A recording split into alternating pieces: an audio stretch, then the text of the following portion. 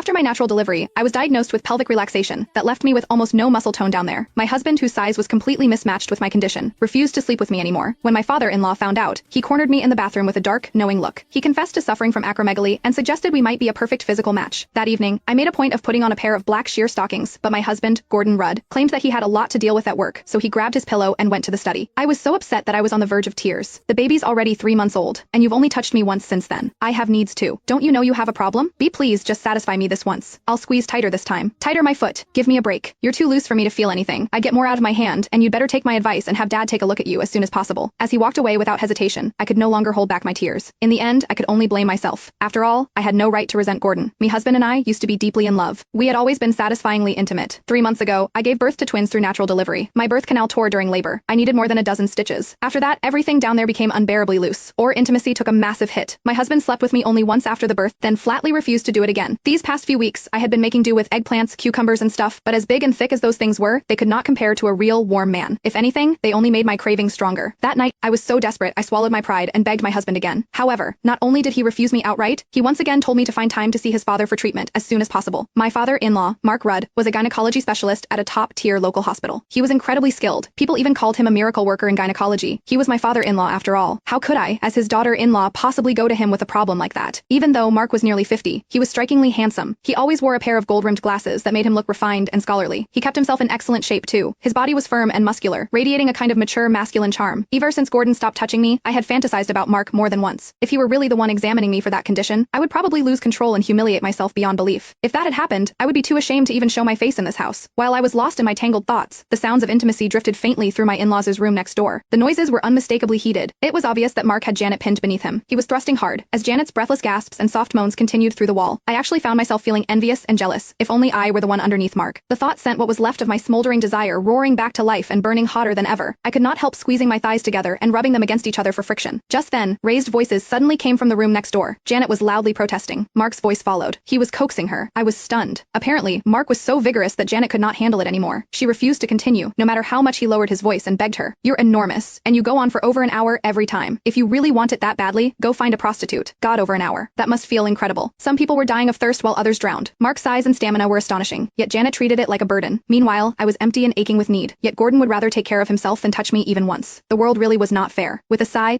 I climbed out of bed and padded miserably to the guest bathroom in the living room. Standing in front of the mirror, I looked at myself. My skin was fair and smooth. I had a body with curves that turned heads. Anyone who saw me would call me a beauty. Yet, despite my perfect appearance, my husband paid no attention. I was left to rely on myself. I stood in front of the mirror, lifted one leg, and bit my lip. I started pleasuring myself. When Janet had suggested that Mark find a prostitute, I wished I could just rush in and